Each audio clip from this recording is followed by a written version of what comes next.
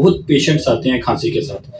अब खांसी की कई वजूहात हैं। खांसी आपको छाती की बीमारियों की वजह से, जिस तरह दमा है, एलर्जिक राइनाइटिस है, साइनोसाइटिस है, अपर एयरवे कफ सिंड्रोम है।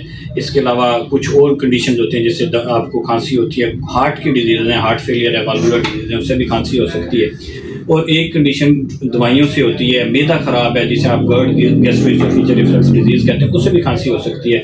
कुछ पेशेंट्स में इडियोपैथिक कफ सिंड्रोम होती है, हाइपर सेंसिटिविटी कफ सिंड्रोम होती है, उसकी वजह से खांसी होती है। एक ऐसी बीमारी है जो हर जगह आप डॉक्टरों के पास जाते हैं जिसका इलाज नहीं होता, वो उस खांसी का नाम है सोमेटिक कफ सिंड्रोम कहते हैं। उसमें होता है क्या कि अमूमन यंग बच्चे, यंग फीमेल्स आती हैं और उन्होंने सीटी स्कैन, एक्सरे, स्पायरोमीट्री, दमे के टेस्ट, हर टेस्ट कराए होते हैं और उनको कोई वजह नहीं मिलती और उनकी बड़ी मोनोटोनस खांसी होती है।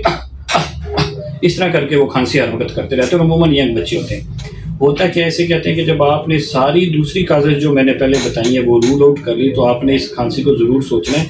सोमेटिक कफ सिंड्रोम कहते हैं, ये एक साइकोलॉजिकल बीमारी होती है, आपके ब्रेन से ट्रिगर होता है जिसकी वजह से पेशेंट कफ करते हैं। उसकी सबसे बड़ी निशानी है, जब आपने क्लिनिकली देखना है कि अगर एक पेशेंट के अटेंडेंट कहते हैं या पेशेंट कहता है कि मैं रात को सोता हूँ तो मुझे खांसी ख़त्म हो जाती है, सिर्फ जागने भी होती है, तो ऑलवेज थिंक कि वो सोमेटिक कफ सिंड्रोम ना हो, हैबिचुअल कफ सिंड्रोम ना हो। और इसकी मैनेजमेंट भी डिफरेंट होती है। इसकी मैनेजमेंट बहुत सादा होती है, कोई इनहेलर, कोई दवाई नहीं देनी।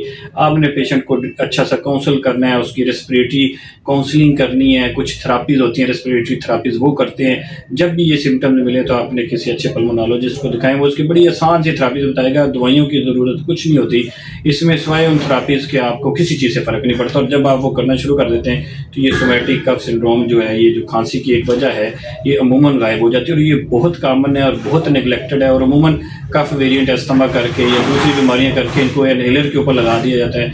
इनहेलर से कुछ प्लेसिबो इफेक्ट भी आता है, कुछ मरीजों को लगता है शायद बेहतर हुआ, लेकिन वो प्लेसिबो इफेक्ट होता है, वो दमा नहीं होता।